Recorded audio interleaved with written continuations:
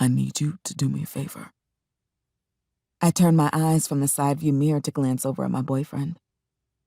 The police sirens cast an eerie prism of red and blue rays across the troubled expression marring Isaac's face, a mirrored representation of my apprehension.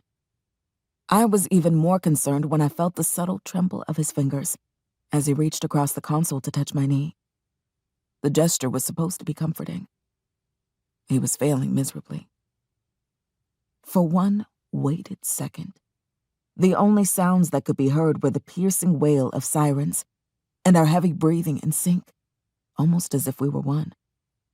I was already nodding before Isaac let the request fall from his moist lips. Because frankly, I would do anything for this man. And he knew it. Isaac didn't speak as he used one hand to maneuver my black Toyota Corolla to the grassy embankment on the side of the road. The police car followed, and I pivoted in the seat to look at the officer through the back window. Does he know what we have just done? Is it that obvious? The squeeze of Isaac's fingers pulled my gaze back to his. I love you, he said, his voice a little above a whisper. You know that, right? Yes. And you love me?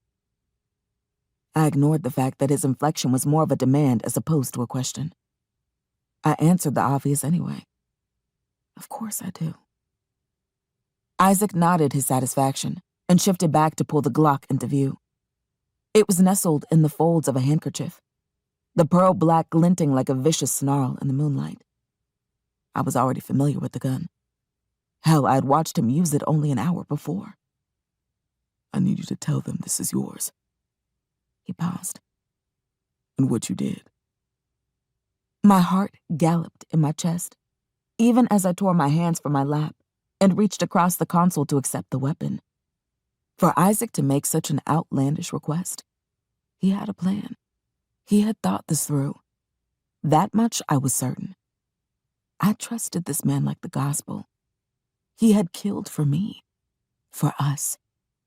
There was no limit to his love, and I had seen the body firsthand to prove it.